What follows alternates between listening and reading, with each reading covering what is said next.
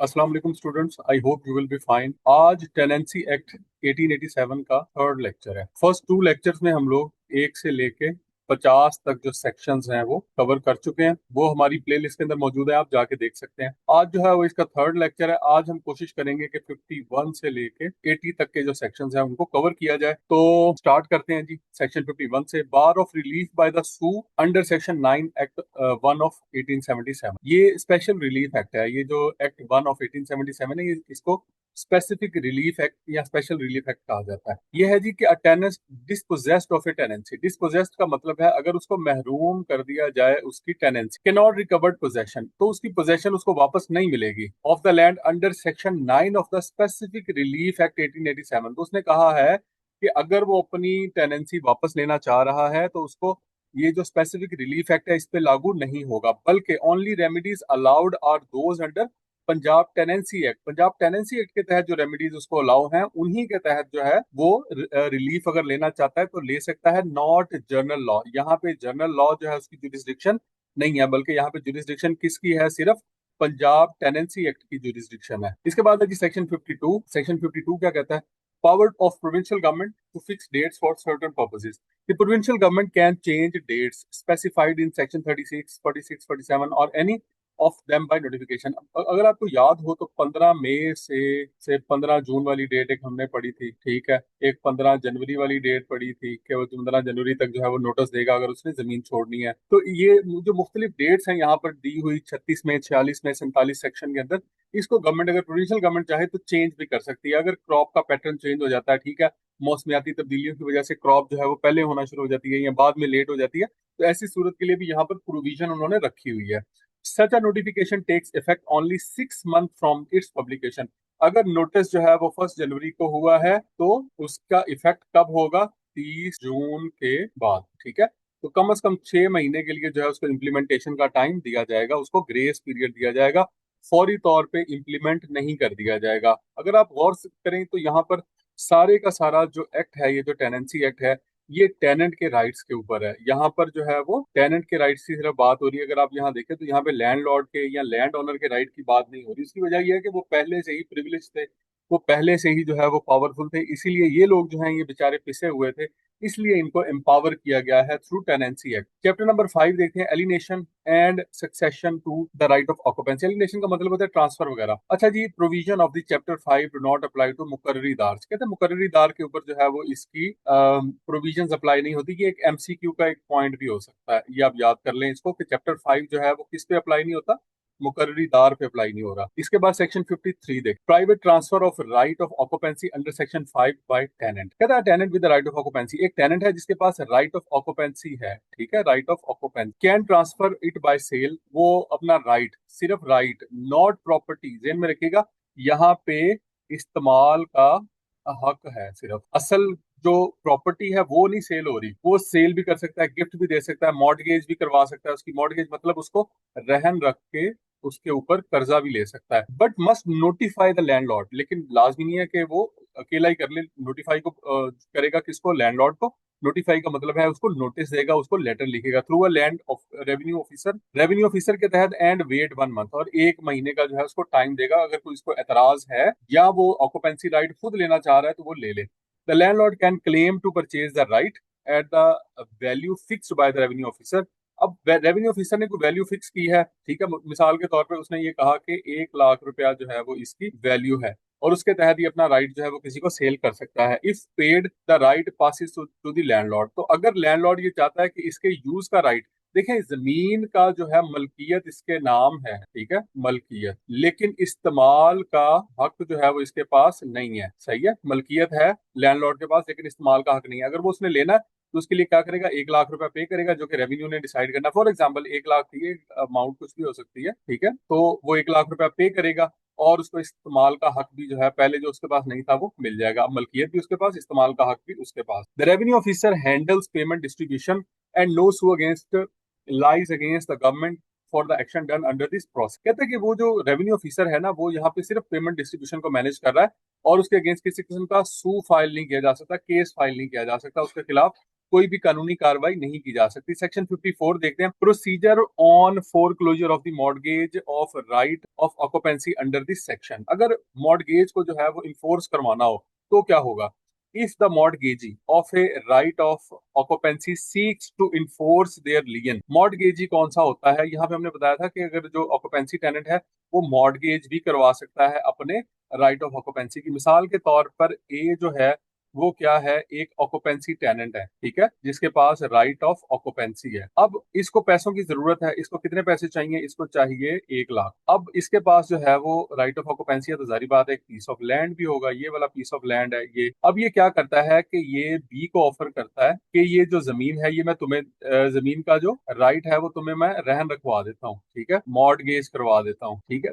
अब इसमें जमीन मॉर्गेज नहीं करवा रहा, ठीक है, उसके जो यूज का राइट है, ऑक्यूपेंसी राइट है ना, उसको मॉर्गेज करवा रहा है। अब ऐसी सिचुएशन में क्या होगा? इसके अगेंस्ट वो क्या होगा? ये बी जो है इसको क्या, ये रिक्वायर्ड अमाउंट जो है वो दे देगा, और उसको टाइम भी दे देगा कि तुमने 1 साल में या 1 महीने में या 2 महीने में या 5 महीने में या जितना भी अरसा वो कहेगा ये पैसे वापस करने हैं। मिसाल के तौर पे 1 साल के लिए ये लोन लिया गया। अब अगर जो है ये पैसे वापस नहीं कर पाता, 1 साल गुजर गया, अब ये जो है ए इस कंडीशन में नहीं है कि पैसे वापस कर सके, तो अब बी जो है उसने क्या किया था? उसने जो 1 लाख रुपया दिया था वो क्या किया था? वो इस राइट ऑफ ऑक्यूपेंसी के अगेंस्ट दिया था।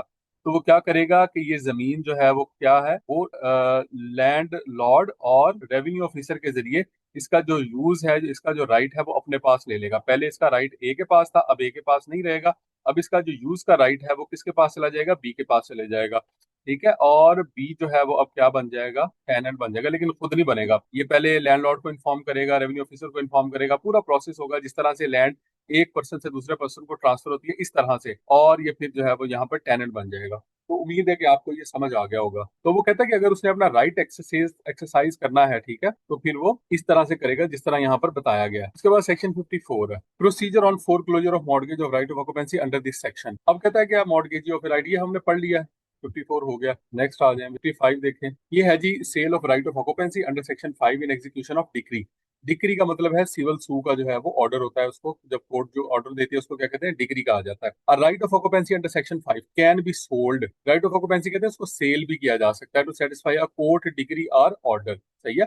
कोर्ट ने उसके खिलाफ फैसला कर दिया, ठीक है, एक शख्स जो है वो दिवालिया हो गया। जब कोर्ट ने देखा उसके पास जो है ना किसी किस्म की कोई प्रॉपर्टी नहीं है, कोर्ट के पास किसी किस्म की कोई भी प्रॉपर्टी नहीं है। मिसाल के तौर पे एक शख्स जो है वो दिवालिया हो गया और उसके पास कोई प्रॉपर्टी नहीं है, सिवाय उसके कि उसके पास जो है वो एक ऑक्यूपेंसी राइट है, ठीक है, राइट ऑफ ऑक्यूपेंसी उसके पास मौजूद है।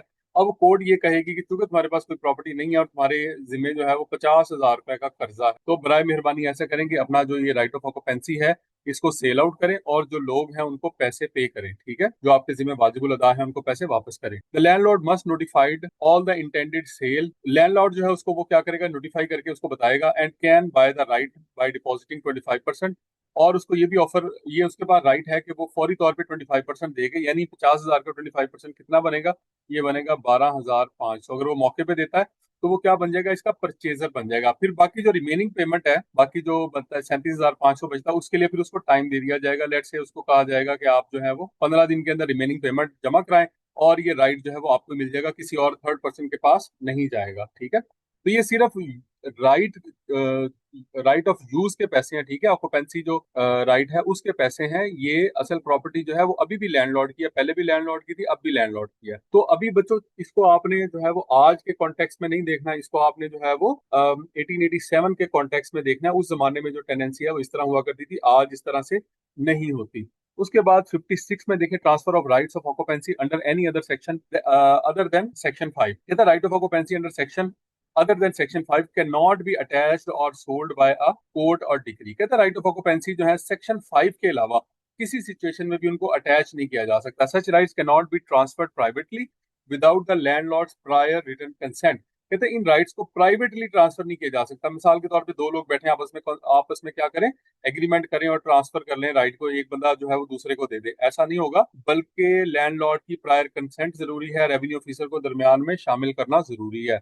अदरवाइज जो है इस तरह का कोई भी माहिदा जो है उसको नल एंड वॉइड करार दिया जाएगा अगर लैंडलॉर्ड की इसके अंदर परमिशन मौजूद नहीं है। बेशक उसके पास जो है वो ऑक्यूपेंसी राइट है, लेकिन जमीन तो लैंडलॉर्ड की है ना तो उसकी कंसेंट जरूरी है। 57 में देखें, rights and liabilities of the transferee of right of occupancy. अब देखें जी, if a right of occupancy is transferred by sale, कहते हैं राइट ऑफ ऑक्यूपेंसी है किसी शख्स के पास, उसको ट्रांसफर कर दिया गया सेल के जरिए, गिफ्ट के जरिए, यूजोफ्रैक्टरी मॉर्गेज के जरिए। अच्छा, मॉर्गेज जो है वो दो तरह की होती है, एक में जो है वो यूज होता है, यूज ऑफ एसेट, और दूसरी टाइप है नो यूज ऑफ एसेट। अच्छा, मैं दूसरी टाइप को पहले आपको एक्सप्लेन करूंगा क्योंकि ये आमतौर पर यूज होती है।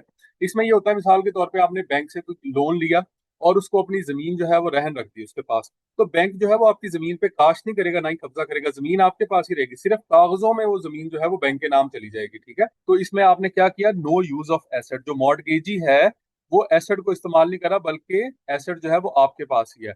लेकिन दूसरी टाइप उसकी होती है, उसमें यूज ऑफ एसेट जो है वो भी साथ चला जाता है, कि आप एक तो जमीन जो है वो उसको उसके नाम कर देते हैं, दूसरा यूज ऑफ एसेट भी दे देते हैं। इसका मतलब ये है, मिसाल के तौर पे बैंक के अलावा आप किसी गांव के चौधरी के पास चले गए, वो कहता है भाई मैं आपको पैसे तो दे देता हूँ, लेकिन ये जो जमीन है ना इसको काश भी मैं ही करूंगा, उतना अरसा जितना अरसा तुमने मेरे से पैसे लिए हैं और वापस नहीं करते, तो उतना अरसा मैं इसको इस्तेमाल करूंगा, यूज करूंगा। तो जारी बात है वो बंदा मरता क्या ना करता, वो उसकी बात मान लेगा। तो कई जो मॉर्टगेज एग्रीमेंट्स होते हैं उसके अंदर यूज ऑफ एसेट भी होता है। ठीक है, इसको यूजोफ्रैक्टरी मॉर्टगेज कहा जाता है। ये वाला कहता है जी, if the right of occupancy is transferred sale gift और usufructuary mortgage to someone other than the landlord, ठीक है, किसी भी शख्स को दे दी गई, the transferee inherits all the rights and liabilities of the original tenant.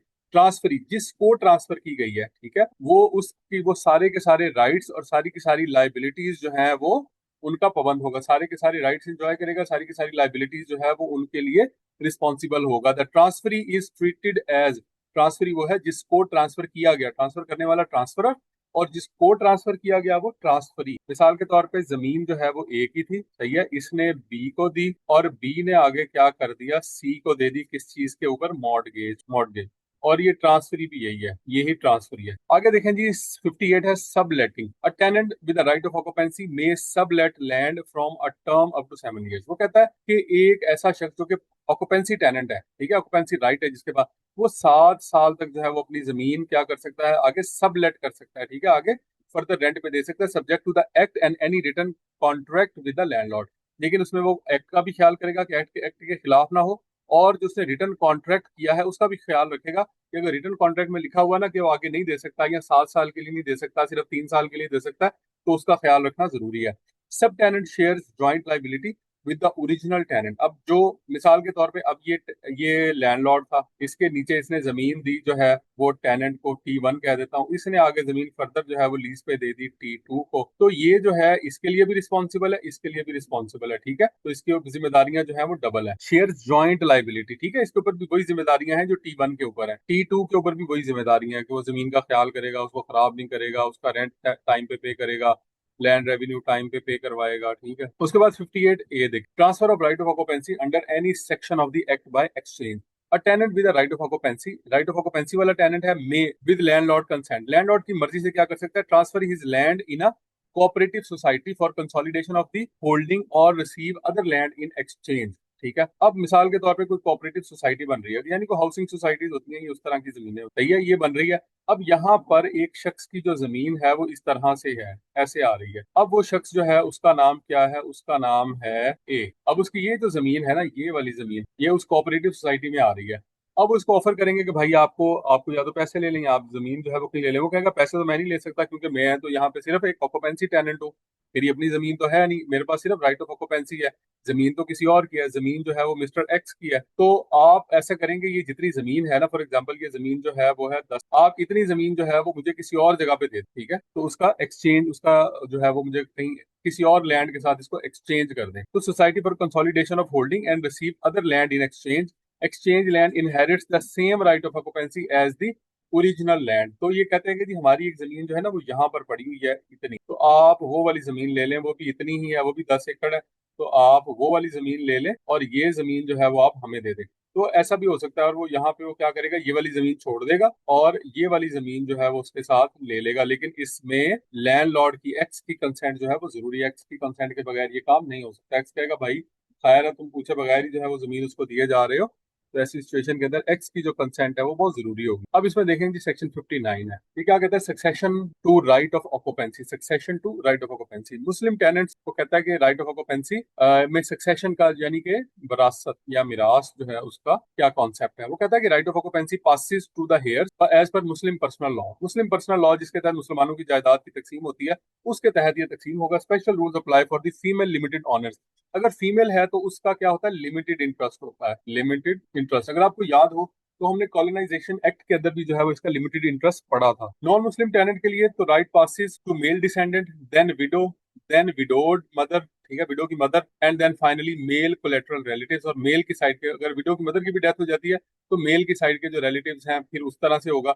यानी जब विडो की, पहले मेल से किसको जाएगा, विडो को उसकी, ठीक है, विडो से उसकी, विडो की जो मदर है उसके पास चला जाएगा। अगर उसकी भी डेथ हो जाती है फिर ये होगा कि जो मेल है उसके आगे इमीडिएट जितने भी जो है वो रिश्तेदार हैं, ठीक है, उसका सन है, उसका ब्रदर है, उसका फादर है, उसकी मदर है, उसकी वाइफ है, ठीक है, तो उनके दरमियान जो है वो इसको तकसीम कर दिया जाएगा। और ऐसे तकसीम किया जाएगा जैसे अभी उसकी डेथ हुई है और जिन जिन लोगों का जो जो हिस्सा बनता है, मैं कहता हूँ ये वाइफ है, तो जिन जिन लोगों का जो जो हिस्सा बनता है उसके मुताबिक उनको दे दिया जाएगा। रिस्ट्रिक्शन ऑन विडोज ट्रांसफर, लेकिन विडो आगे ट्रांसफर नहीं कर सकती, जेन में रखिएगा।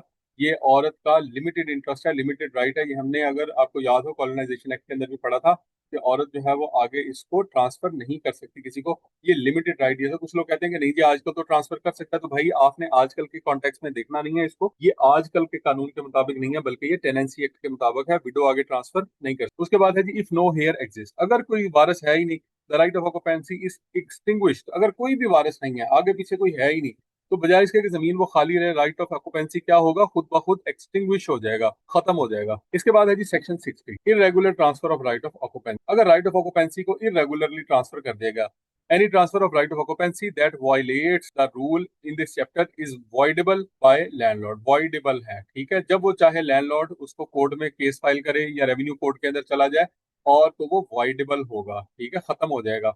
मिसाल के तौर पे राइट ऑफ ऑक्यूपेंसी ट्रांसफर कर दिया गया लेकिन लैंडलॉर्ड को खबर ही नहीं है, ठीक है, उसके नॉलेज में नहीं है, तो इस सिचुएशन में क्या करेगा, वो कोर्ट में जाके केस फाइल करेगा और इसको खत्म कर देगा, इस ट्रांसफर को जो है वो चैलेंज कर देगा वहां पे जाके। इसके बाद देखें जी चैप्टर नंबर 6 है हमारे पास, improvements and compensation, improvement by landlord. अच्छा, improvement by landlord on tenancies of occupancy tenant. कहता landlord can not make improvements on tenant's land without the collector's prior approval. कहता लैंडलॉर्ड जो है अगर उसने कोई इंप्रूवमेंट भी करनी है ना टेनेंट की जमीन के ऊपर, ठीक है, टेनेंट की जमीन यानी इसकी अपनी जमीन जो इसने टेनेंट को दी हुई है, तो कलेक्टर की मर्जी के बगैर नहीं करेगा। होता ये था पुराने जमाने के अंदर कि वो कहते थे कि जी हमने जमीन के ऊपर कोई इंप्रूवमेंट वगैरह करनी है तो आप इतने अरसे के लिए जमीन छोड़ दें, तो वो क्या करते थे कि बहाने बहाने से वो टेनेंट को तंग करते थे। जो लैंडलॉर्ड थे, लैंडलॉर्ड बड़े पावरफुल होते थे, टेनेंट बेचारा गरीब आदमी होता था। तो यहाँ पर उसने क्या किया, उसने कहा कि कोई इंप्रूवमेंट आप उस वक्त तक नहीं कर सकते। मिसाल के तौर पर वो कहे कि हमने जमीन लेवल करनी है तो आप हमें जो है ना वो जमीन दे दें, हम जरा इस पे काम करना है।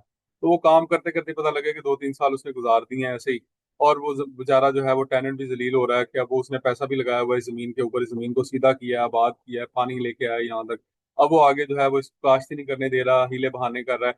तो ऐसी सिचुएशन में उसने ये कहा कि अगर उसने कोई इस पे इम्प्रूवमेंट करनी है तो वो पहले क्या करेगा, कलेक्टर की अप्रूवल लेगा, कलेक्टर इस चीज को वॉच करेगा।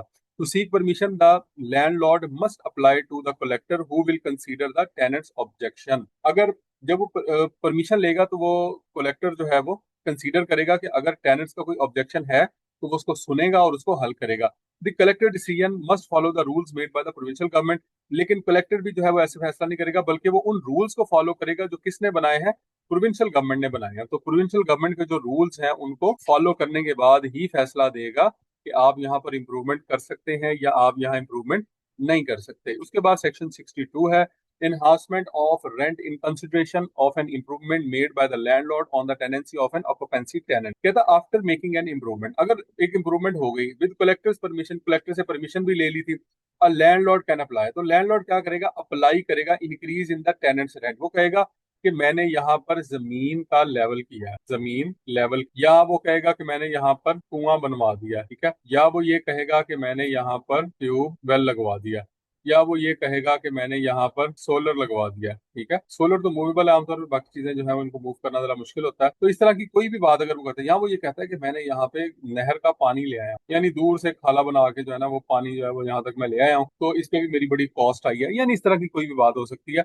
तो ऐसी सिचुएशन के अंदर क्या होगा, the landlord can apply to the increase, वो कहेगा जी अब रेंट बढ़ा दे क्योंकि मैंने इसके ऊपर बड़ी कॉस्ट इनकर की है। The collector decide the new rent based on, तो कलेक्टर जो है वो न्यू रेंट को देखेगा कि similar tenants rent in similar land, के सिमिलर लैंड जिसपे इतनी वो सारी की सारी क्वालिटीज हो जो कि यहाँ पे लैंडलॉर्ड ने अवेलेबल की हैं, उनका क्या रेंट बन रहा है, रीअसेस द लैंड रेवेन्यू, या फिर लैंड रेवेन्यू जो है वो रीअसेस होगा और उसके बाद जो है वो क्या होगा, नया रेंट डिसाइड हो जाएगा। If the improvement is removed, अगर इम्प्रूवमेंट जो है वो रिमूव कर दी गई, अब मिसाल के तौर पे उसने क्या किया था, जमीन पर ट्यूबवेल लगवाया था, अब वो ट्यूबवेल जो है उतार के ले गया, बाद में उसने कहा ठीक है नहीं तो ना सही, तो ऐसी सिचुएशन में क्या होगा, tenant can apply to reduce the rent accordingly. Tenant कहेगा कि जब इसने ट्यूबवेल लगवाया था तो इसने रेंट में इजाफा कर लिया था, क्योंकि पहले रेंट था 25,000 एक एकड़ का, अब उसने रेंट कर लिया था 35,000, तो कहते हैं अब उसने ट्यूबवेल उतार लिया अपना, तो अब 35,000 से जो है वो इसको कमी करके दोबारा पहले वाले लेवल पे लेके जाया जाएगा, या जो भी जो है वो रेवेन्यू ऑफिसर डिसाइड करेगा। अब उसके बाद सेक्शन 63 है, title of occupancy tenant to make improvements, कहता a tenant having a right of occupancy is entitled to make improvements on his tenant, कहता है एक राइट ऑफ टेनेंसी है ना अगर किसी के पास, तो वो उस जमीन के ऊपर इंप्रूवमेंट्स कर सकता है, लेकिन खुद से नहीं करेगा बल्कि उससे पहले अप्रूवल लेगा, नॉलेज में देगा लैंडलॉर्ड के और रेवेन्यू। इसके बाद देखें जी टाइटल सेक्शन 64 है, title of tenants not having right of occupancy to make improvements, कहता a tenant without the right of occupancy can make improvement only with the landlord's consent, landlord की consent से ही वो सिर्फ इंप्रूवमेंट कर सकता है। There is a dispute about consent, अगर कंसेंट का कोई डिस्प्यूट पड़ जाए, अगर वो कहे कि जी मैंने तो कंसेंट दी नहीं, इसने चीजें तब्दील कर ली, it can be inferred from the surrounding circumstances, वो फिर इर्द गिर्द के सर्कमस्टांसेस देखेंगे, वो ये देखेंगे कि देखें इसने इसने इंप्रूवमेंट किया, इसने यहाँ पर ट्यूबवेल लगाया, तो आपको पता कैसे नहीं चला कि यहाँ पर ट्यूबवेल लगा रहा है, जबकि ये जो आपने जमीन इसको दी हुई है क्या वो ये वाली है, और इसके बिल्कुल साथ जो है वो सारी की सारी आपकी जमीन है, ठीक है, ये टेनेंट को जमीन दी हुई है और ये जो है जमीन ये लैंडलॉर्ड के पास है, तो वो रोज यहाँ पे आता है, हल चलाता है, तो उसको कैसे नहीं पता चला कि यहाँ पर ये एक ट्यूबवेल लगवा रहा है। तो इस तरह के जो हालात हैं वो ये बताएंगे, सर्कमस्टांसिस उसको ये बताएंगे कि आया कि जो है वो यहाँ पे कंसेंट इसकी शामिल थी या नहीं थी, ठीक है। इसके बाद है जी 65, improvement made before the commencement of this act, कहता है improvement made before this act started are considered as valid under this act, कहता है इस एक्ट से पहले जो भी इंप्रूवमेंट जमीन पे की गई है वो क्या है, वो सारी वैलिड है। Made before this act started are considered as valid under this act, उनको यही कंसीडर किया जाएगा कि वो इस एक्ट के तहत ही हुई है। एक्सेप्शन है for the tenants without the right of occupancy, ऐसे टेनेंट्स हैं जिनके पास राइट ऑफ ऑक्यूपेंसी नहीं है, तो improvements violating a written agreement with the landlord are not valid, ठीक है। तो ऐसी इंप्रूवमेंट जो कि रिटन एग्रीमेंट को वायलेट कर रही है वो वैलिड नहीं होंगी, ठीक है। फिर वो जो इंप्रूवमेंट करेगा, अगर वो ऑक्यूपेंसी टेनेंट नहीं है तो वो एग्रीमेंट के मुताबिक करेगा, और अगर जो है वो improvement made from this act started are considered as valid under this, क्या अगर वो दूसरा ऑक्यूपेंसी टेनेंट है तो फिर कोई इशू नहीं है, तो वो उसकी इंप्रूवमेंट जो है वो वैलिड कंसीडर होंगी। 66 देखें भाई, improvement begun in anticipation of eject, कहते हैं जी उसको पता लग गया कि अब ये जो है ना इजेक्ट करने लगे हैं, मुझे बेदखल करने लगे हैं, तो उसने काम शुरू करा दिया उस पर। कैसे, a tenant ejected after the court decree और नोटिस के not claim compensation for the improvements made after the last, ये केस हो गया उसके बाद उसने इंप्रूवमेंट करनी शुरू कर दी, या नोटिस उसको सर्व हो गया उसके बाद जो भी इंप्रूवमेंट करेगा उसका मुआवजा उसको नहीं मिलेगा, ठीक है, उसका मुआवजा मिलेगा नहीं मिलेगा, क्योंकि उसको पता लग गया था अब ये मुझे हटाने लगे हैं, इसका मतलब है कि उसने इन गुड फेथ जो है वो ये इंप्रूवमेंट नहीं की बल्कि मेलाफाइड इंटेंशन के साथ की है। उसके बाद है जी section 67, tender of lease for 20 years to tenant to be bar to the right of compensation, हाँ 20 साल के लिए लीज दे दी गई है भाई। If the landlord offers a lease of at least 20 years, अगर 20 साल की लीज दे दी गई एट द करंट और एग्रीड रेंट, जो भी करंट रेंट है या एग्रीड रेंट है उसके ऊपर, and the tenant accepted, tenant ने एक्सेप्ट भी कर लिया, the tenant can not claim compensation for improvement. अच्छा मिसाल के तौर पे ए जो है उसके पास उसकी जमीन है, ठीक है, और बी जो है वो क्या है, वो टेनेंट बनने जा रहा है, टेनेंट यानी वो ये जमीन जो है इसे ले रहा है, तो और ये जमीन जो है वो कितने अरसे के लिए दी जा रही है, 20 years के। अब बी जो है वो ये कहता है कि ये जमीन पहले भी मेरे पास ही रही है, ठीक है, ये जमीन 3 साल पहले भी मेरे पास ही है, 20 साल का हमने माशाल्लाह एग्रीमेंट कर लिया है, तो मैंने ना इस पे कुछ काम करवाया, जमीन को लेवल करवाया है, यहाँ खाले पक्के करवाए हैं, यहाँ मैंने और भी बहुत सारे काम करवाए हैं, तो उसका जो है वो मुआवजा तुम मुझे दे दो, कॉम्पनसेशन दे दो। तो अगर 20 साल की लीज हो रही है तो फिर किसी किस्म का कोई कॉम्पनसेशन नहीं है, तो इसका मतलब यह है कि इसको कॉम्पनसेशन ऑलरेडी मिल गया है। तो उसको 20 साल के लिए जमीन के राइट्स मिल गए, तो वो कॉम्पनसेशन क्लेम नहीं कर सकता अकॉर्डिंग टू सेक्शन 67। उसके बाद सेक्शन 68 है liability to pay compensation for improvement to the tenants on ejectment और on enhancement of his rent. कहता है tenant who made improvements legally under this act, अगर एक टेनेंट है जो कि इंप्रूवमेंट करता है लीगली, ठीक है, कानून के मुताबिक, can not B evicted under compensated, उसको एविक्ट नहीं किया जा सकता। एविक्ट का मतलब है उसको बेदखल नहीं किया जा सकता उस वक्त तक जब तक जो है उसको अनटिल कॉम्पनसेटेड, जब तक उसको उसका मुआवजा ना मिल जाए, ठीक है, जो जो उसने इंप्रूवमेंट्स की। और rent can not be increase until compensation is paid, और उसका रेंट भी नहीं बढ़ाया जा सकता, ना उसको एविक्ट किया जा सकता है, बेदखल किया जा सकता है, ना उसका रेंट बढ़ाया जा सकता है, ये दोनों चीजें नहीं होगी। सेक्शन 69 देखें, कॉम्पनसेशन फॉर डिस्टर्बेंस। डिस्टर्बेंस का मतलब यह है कि एक जमीन है, उस पर वो बेचारा काम कर रहा है, अब उसको वहां से उठा दिया, किसी दूसरी जमीन पे भेज दिया, तो फिर वो सारी बात है, डिस्टर्ब तो होता है ना। उसके बाद है जी tenant who cultivates the waste land, एक वेस्ट लैंड थी, उसने कल्टीवेट की, उसको काबिल काश बना लिया विदाउट राइट ऑफ ऑक्यूपेंसी, लेकिन उसके बाद राइट ऑफ ऑक्यूपेंसी नहीं है, is entitled to the compensation for disturbance, तो डिस्टर्बेंस का तो कॉम्पनसेशन उसको मिलेगा अगर उसको इजेक्ट किया जाता है, in addition to improvement compensation, और अगर उसने कोई इंप्रूवमेंट किया तो इंप्रूवमेंट का कॉम्पनसेशन भी मिलेगा अप टू 5 years रेंट, और ये कितना हो सकता है, 5 साल के रेंट के बराबर हो सकता है, determined bye the revenue court या रेवेन्यू ऑफिसर, रेवेन्यू कोर्ट या फिर रेवेन्यू ऑफिसर इसको डिसाइड करेगी। अब उसने कहा है कि यहाँ पर अगर आप गौर करें तो उसने कहा है कि एक नॉन ऑक्यूपेंसी टेनेंट है और उसने किसी वेस्ट लैंड को यहाँ पर जो है वो, यानी कि लैंड तो जमीन लैंडलॉर्ड की थी, उसने एक वेस्ट लैंड थी उस जमाने के अंदर, उस पर काबिल काश नहीं थी, बंजर जमीन थी, उसने उसको काबिल काश बनाया, और जब उसने देखा कि काबिल काश तो हो गई है, तो अब जो लैंडलॉर्ड है उसकी राल टपकने लगी, उसने कहा कि भाई इसको निकाल बाहर करते हैं, ये जमीन जो है वो या किसी और को देंगे ठेके पे, या खुद इसको जो है वो काश्त करेंगे। तो ऐसी सिचुएशन के अंदर जो है वो ऐसे नहीं भगाया जा सकता उसको, उसको जो है वो कॉम्पनसेशन मिलेगी डिस्टर्बेंस की, और उसको कॉम्पनसेशन मिलेगी इंप्रूवमेंट की, ठीक है, दोनों चीजों की कॉम्पनसेशन मिलेगी, और अप टू 5 year रेंट, और ये 5 साल के रेंट के बराबर हो सकती है, ये अच्छी खासी रकम बनती है, determined bye the revenue court और रेवेन्यू ऑफिसर। रेवेन्यू कोर्ट या रेवेन्यू ऑफिसर जो है वो डिसाइड करेगा, वो ये भी कह सकते हैं कि 2 साल का रेंट पे करें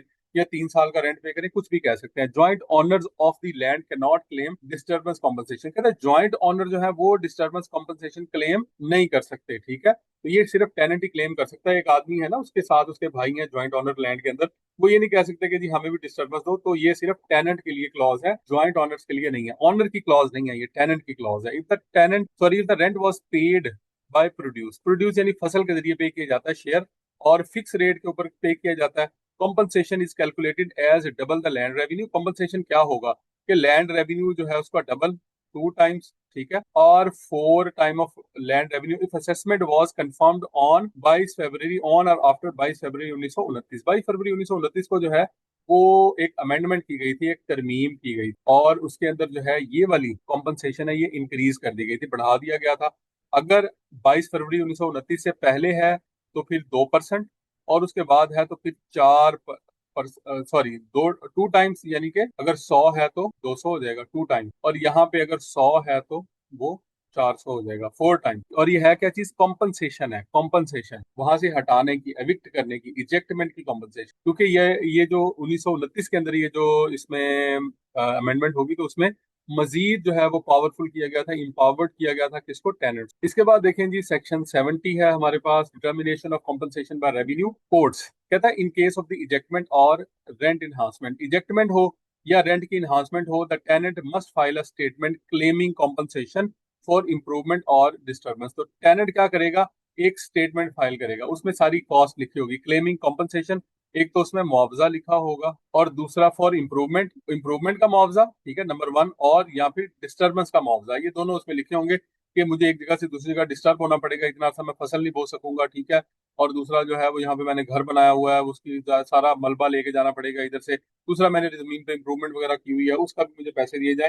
तो इन दोनों चीजों के पैसे उसको दिए जाएंगे। द कोर्ट ग्रांट्स इजेक्टमेंट और रेंट इंक्रीज, अगर कोर्ट जो है वो ये कहता है कि भाई इजेक्टमेंट करवाएं, लाजमी इसको निकालें यहाँ से, या फिर रेंट इंक्रीज कर देता है, it will decide the compensation and stay execute, तो वो कॉम्पनसेशन को भी डिसाइड करेगा, मुआवजा भी डिसाइड करेगा, और एग्जीक्यूशन को स्टे कर देगा, स्टे दे देगा, उस पर स्टे ऑर्डर दे देगा, until the landlord page the rent, जब तक कि लैंडलॉर्ड जो है वो टेनेंट को पे नहीं करता, माइनस एनी एरियर्स और कॉस्ट ओड बाय, हाँ अगर उससे कुछ पैसे लेने हैं तो वो काट लेगा। तो ये था जी सेक्शन नंबर 70। इसके बाद है हमारे पास जी section 71, determination of compensation by revenue officer. कहता है if the tenant receives a notice under section 44, section 44 के तहत, सेक्शन 45 के तहत उसको नोटिस मिलता है and does not file a suit of the contest of ejectment, और वो इजेक्टमेंट के अगेंस्ट कोई सू फाइल नहीं करता, केस फाइल नहीं करता। नोटिस यही था कि उसको जो है वो वहां से चेंज किया जा रहा है। He can apply to the revenue officer to determine compensation for the improvement और डिस्टर्बेंस। उसने कोई सिविल सू फाइल नहीं किया तो वो रेवेन्यू ऑफिसर के पास भी आ सकता है, बिकॉज उसके पास भी सिविल कोर्ट के इख्तियारात मौजूद हैं।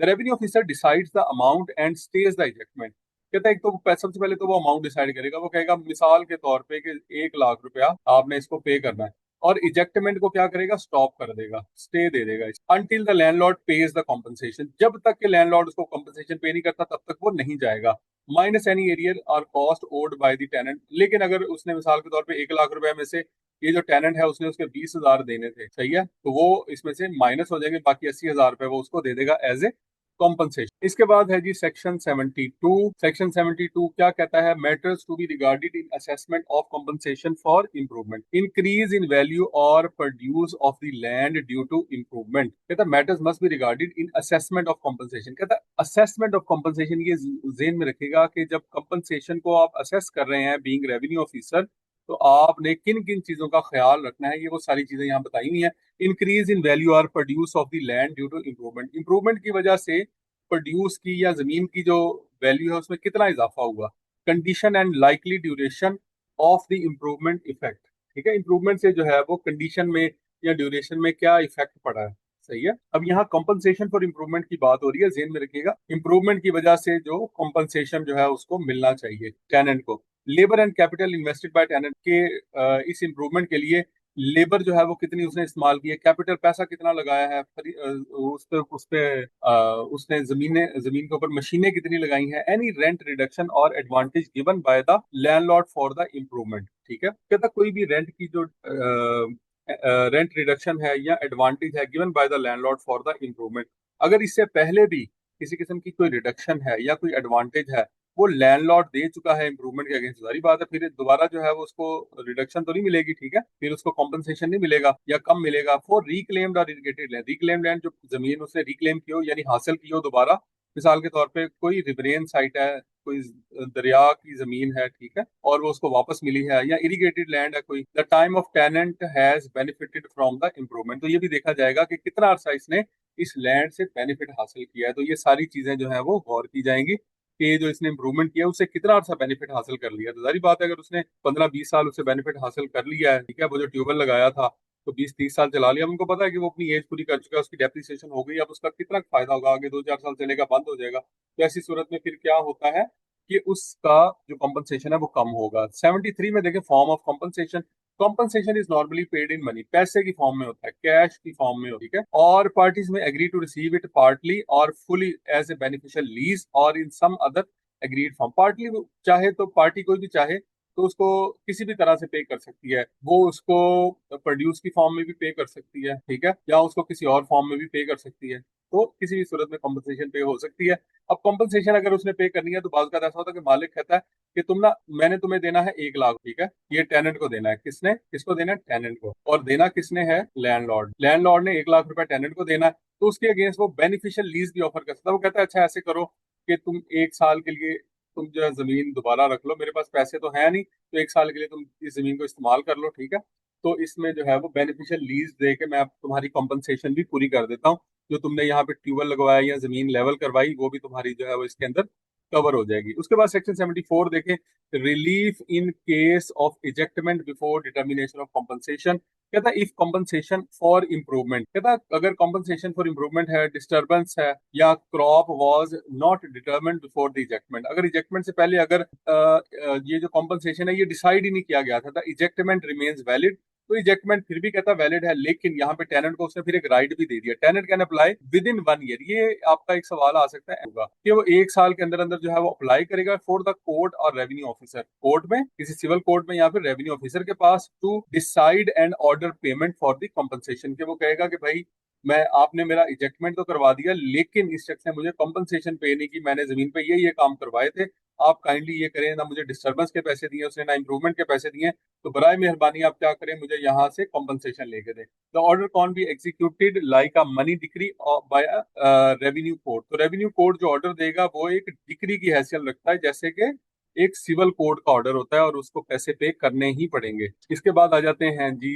Jurisdiction and procedure. Chapter number 7 है और इसमें हमारे पास रेवेन्यू ऑफिसर के बारे में सबसे पहले उसने बताया कि revenue officers under this act are the same class as under Punjab land revenue act 1967। कहता है यहाँ पे रेवेन्यू ऑफिसर की वही सेम क्लासेस हैं जैसा कि लैंड रेवेन्यू एक्ट 1967 में है, with the same jurisdiction, jurisdiction भी सेम है, unless the provincial government decides otherwise, जब तक कि प्रोविंशियल गवर्नमेंट को इनको एक्स्ट्रा पावर ना दे दे। The term collector and board of revenue have the same meaning as Punjab land revenue act 1967। कहते हैं यहाँ पर भी कलेक्टर का वही मीनिंग है, बोर्ड ऑफ रेवेन्यू का वही मीनिंग है जो कि लैंड रेवेन्यू एक्ट 1967 में है। इसके बाद 76 है, ये क्या कह रहा है जी, only revenue officers can decide tenancy matters like. कहते सिर्फ रेवेन्यू ऑफिसर के पास ये पावर्स है कि वो टेनेंसी मैटर जो है वो डिसाइड कर सकता है, जैसे कि रेंट है, इजेक्टमेंट है, कॉम्पनसेशन है और ऑक्यूपेंसी राइट्स हैं। Cases are divided into 3 broad categories, 3 groups में डिवाइड किए गए हैं। मेजर टेनेंसी इश्यूज हैं, ठीक है, ये बड़े मेजर इश्यूज होते हैं। क्रॉप या प्रोड्यूस के जो मैटर्स हैं, या रेंट या नोटिस कोई प्रोसीजर वगैरह है। तो अब ये कहता है, अब ये जो 3 बड़े इश्यूज हैं वो 3 ही जो तरह के ऑफिसर्स में डिवाइड किए हुए हैं। कौन क्या काम करेगा? Collectors and first grade ACs handle all group. एक तो कहता है कलेक्टर और फर्स्ट ग्रेड एसी जो है वो, यानी AC1 और कलेक्टर, ये कहता है ये जो साहबान है दोनों, ये इन तीनों कैटेगरी के केसेस देख सही है, इन तीनों कैटेगरी के केसेस जो है उनको सुन सकते हैं। मेजर टेनेंसी इश्यूज हैं, ठीक है, या क्रॉप प्रोड्यूस के मैटर्स हैं, या रेंट वगैरह है। अब सेकंड ग्रेड एसी है, अब बात हो रही है AC2। AC2 जो है हैंडल द लास्ट, ये कौन कौन से मैटर देखेगा? ये सिर्फ लास्ट, ये वाला। और नायब तहसीलदार विद सेकंड ग्रेड पावर, नायब तहसीलदार 2 जो है हैंडल ओनली थर्ड ग्रुप। तो नायब तहसीलदार जो है वो सिर्फ इस ग्रुप को देखेगा, नायब तहसीलदार इस ग्रुप को देखेगा, सिर्फ थर्ड ग्रुप को देखेगा जो कि है रेंट या नोटिस ऑफ प्रोड्यूस से मुतालिक। ठीक है जी, तो यहाँ पे इन्होंने पावर्स भी डिफाइन कर दी हैं। अच्छा, ये जो है ये भी आपका MCQ बन सकता है, यहाँ से इसको आपने बहुत अच्छे तरीके से देखना है। आपको अंदाजा हो रहा होगा कि आपसे किस किस्म के MCQs यहाँ पर पूछे जाएंगे। अब इसके बाद है जी section 77, revenue courts and suits cognizable by them. कहता है रेवेन्यू कोर्ट्स, और कहता है revenue court act as revenue officer act as revenue court. कहता है ये रेवेन्यू कोर्ट की तरह ही काम करता है। For land and tenancy cases civil courts can not hear them. कहता है सिविल कोर्ट जो है वो इसको हेयर नहीं कर सकती क्योंकि उसकी जुरिस्डिक्शन नहीं है। Cases are divided into 3 groups. Cases जो है वो 3 तरह के हैं, एक रेंट से रिलेटेड है, ऑक्यूपेंसी से रिलेटेड है और एरियर से रिलेटेड है। ठीक है, तो collectors can hear all cases. Collector जो है वो सारे के सारे केसेस सुन सकता है, ये तीनों के तीनों। उसके बाद असिस्टेंट कलेक्टर जो है उसकी पावर जो है वो वेरी करती है, असिस्टेंट कलेक्टर्स की पावर जो है वो भी ग्रुप बाय वेरी करती है। ठीक है, rent arrear suit must be filed with in 1 year of the due. कहता है रेंट के एरियर्स है, वो बंदा पे नहीं कर रहा, ठीक है, और उस पे सू फाइल करना है, must be file within 1 year of the due date के 1 साल के अंदर अंदर फिर। ठीक है, मिसाल के तौर पे 1 जनवरी को उसने पे करना था, तो उस साल 30 दिसंबर से पहले पहले आप जो है वो उसका सू फाइल करेंगे रेवेन्यू कोर्ट के अंदर, अदरवाइज जो है वो आपका राइट खत्म हो जाएगा। इसके बाद है जी section 78, superintendence and control of the revenue officer. ये बिल्कुल ऐसे ही है जैसे हमने लैंड रेवेन्यू एक्ट के अंदर पढ़ा था कि यहाँ पर सुपरिटेंडेंस एंड कंट्रोल है, यहाँ पे लैंड रेवेन्यू कंट्रोल है रेवेन्यू ऑफिसर्स का और रेवेन्यू कोर्ट्स का किसके पास है? बोर्ड ऑफ रेवेन्यू जो है वो कंट्रोल करता है तमाम रेवेन्यू ऑफिसर्स को। एग्जीक्यूटिव ऑफिसर रेवेन्यू जो है वो क्या control all revenue officers and courts in there jurisdiction under the board supervision. Board जो है एग्जीक्यूटिव डिस्ट्रिक्ट ऑफिसर रेवेन्यू से ऊपर होगा और इसके नीचे जो है वो बाकी तमाम रेवेन्यू ऑफिसर्स होंगे जैसे कलेक्टर AC वगैरह। ठीक है, तो एग्जीक्यूटिव डिस्ट्रिक्ट ऑफिसर रेवेन्यू से मुराद यहाँ पे क्या है? कमिश्नर है। उसके बाद है जी collector control revenue officers and courts in their district और under the supervision of EDOR। ठीक है, EDOR मतलब यहाँ पे कमिश्नर है, EDOR से मुराद यहाँ पे कमिश्नर है। लेकिन आजकल जो EDOR की पावर्स हैं वो किसके पास है? वो ADCR के पास। तो यहाँ से भी क्वेश्चन बन सकता है। 78 को आपने बहुत अच्छे तरीके से याद करना है, प्रिपेयर करना है, ये पहले भी हम पढ़ चुके हैं। उसके बाद 79 देखें, power to distribute business and withdraw और ट्रांसफर केसेस। कहते हैं कि बोर्ड ऑफ रेवेन्यू या EDOR यानी कमिश्नर या कलेक्टर कैन डिस्ट्रीब्यूट और रीअसाइन एनी बिजनेस। बिजनेस का मतलब है असाइनमेंट, यहाँ पे बिजनेस से मुराद क्या है? असाइनमेंट। कोई भी असाइनमेंट है, कोई काम है अमंग रेवेन्यू ऑफिसर्स और रेवेन्यू कोर्ट्स, तो वो रेवेन्यू ऑफिसर एक से लेके दूसरे को दे सकता है, एक कोर्ट से लेके दूसरी कोर्ट को वो जो है वो कोई डिसीजन दे सकता है। They can also withdraw a pending case and either dispose it of themselves. ठीक है, वो अगर कोई पेंडिंग केस है तो वो ये भी कर सकता है, अगर कमिश्नर के पास है तो वो कहेगा बोर्ड ऑफ रेवेन्यू कि ये आप इसको मेरे पास भेज दें, मैं इसका फैसला कर देता हूँ, ये अर्जेंट केस है, और refer it to another revenue. या फिर वो ये कहेगा कि कमिश्नर के पास है तो उससे लेके किसी DC को दे देगा। ठीक है, या किसी और को दे देगा कि जी आप इसका फैसला कर लें, कमिश्नर साहब बिजी हैं। Such order do not allow any officer और court to act beyond their jurisdiction limit. ठीक है, तो ये जो ऑर्डर है इसमें वो क्या करेगा, अपनी जो लीगल जुरिस्डिक्शन है उसको क्रॉस नहीं करेगा। ठीक है, अपनी जुरिस्डिक्शन के अंदर रहते हुए ही काम करेगा। अगर 80 जो है वो अपील से रिलेटेड है, अपील अगेंस्ट रेवेन्यू ऑफिसर्स और रेवेन्यू कोर्ट ऑर्डर्स। कहता है असिस्टेंट कलेक्टर के खिलाफ कलेक्टर के पास अपील हो सकती है, कलेक्टर के खिलाफ जो है वो एग्जीक्यूटिव डिस्ट्रिक्ट ऑफिसर रेवेन्यू के पास अपील हो सकती है, यानी कि आजकल का कमिश्नर। उसके बाद ईडीओआर यानी कमिश्नर के अगेंस्ट जो है वो कहाँ, बोर्ड ऑफ रेवेन्यू में जा सकते हैं, only on at the point of law. ठीक है, पॉइंट ऑफ लॉ के ऊपर, ना के पॉइंट ऑफ फैक्ट के ऊपर। पॉइंट ऑफ लॉ यानी लॉ के अंदर जो है, अगर लॉ को समझने में, इंटरप्रेट करने के अंदर कोई गलती हुई है, सिर्फ उसके ऊपर, अदरवाइज पॉइंट ऑफ फैक्ट पे जो है वो नहीं होगा। तो यहाँ प्रोविजंस उसने दी हुई हैं, specially empowered assistant collector first grade. ठीक है, और फर्स्ट ग्रेड सूट, कहता स्पेशली एम्पावर्ड असिस्टेंट कलेक्टर, ऐसे असिस्टेंट कलेक्टर जिनको स्पेशली एम्पावर किया गया है, ये फर्स्ट ग्रेड वाले भी हो सकते हैं। ठीक है, और अपील लाइज टू द, अगर इनके पास कोई सू है और उसका इन्होंने फैसला किया, अपील लाइज टू द ईडीओआर। ईडीओआर जो है वो क्या करेगा, उसके पास अपील जाएगी, ना कि कलेक्टर के पास। यहाँ गौर कीजिएगा, यहाँ प्रोवाइजो जो इन्होंने दिया हुआ है उसके अंदर अपील में वो कहता है कि अगर कोई स्पेशली एम्पावर्ड असिस्टेंट कलेक्टर्स है ना फर्स्ट ग्रेड के या फर्स्ट ग्रुप के, तो अगर उनके पास कोई फैसला है और उन्होंने फैसला कर दिया है, तो अपील फिर ईडीओआर के पास नहीं जाएगी, कमिश्नर के पास नहीं जाएगी, बल्कि सॉरी कमिश्नर के पास जाएगी, कलेक्टर के पास नहीं जाएगी। Once the first appeal confirms the order, अगर पहली अपील पे कंफर्म हो जाती है, अपील कंफर्म होने का मतलब ये है कि जो पहला डिसीजन था, फर्स्ट डिसीजन जो के किया था एसी ने, कमिश्नर ने भी या ईडीओआर ने भी सेम डिसीजन दे दिया, इसका मतलब ये है कि अपील कंफर्म हो गई। ऐसी सिचुएशन में नो फर्दर अपील लाइज, दोबारा अपील नहीं कर सकता। If collector modifies reverse further appeal to EDOR is final, अगर कहता है कि कलेक्टर जो है मॉडिफाई कर देता है फैसले को या रिवर्स कर देता है, तो फिर फर्दर जो है वो अपील हो सकती है ईडीओआर को। और appeal required reasonable notice to affected parties to appear and be heard. कहते हैं कि अपील अगर करनी है तो फिर उसमें क्या किया जाएगा, अपील अगर सुननी ही है आपने, तो उसमें जितनी भी अफेक्टेड पार्टीज हैं उन सबको बुलाया जाएगा, उनको सुना जाएगा और उसके मुताबिक क्या किया जाएगा, फैसला किया जाएगा। तो ये था हमारा सेक्शन नंबर 80। आज के सेक्शन में हमने 51 से 80 को डिस्कस किया। हमारा जो नेक्स्ट लेक्चर होगा वो इस सिलसिले का आखिरी लेक्चर होगा, उसके बाद हम जो है वो पीपीसी स्टार्ट करेंगे। तो आई होप कि ये आपको समझ में आया होगा। ठीक है, हमें अपना फीडबैक जरूर बताइएगा। Wish you all the best. Allah.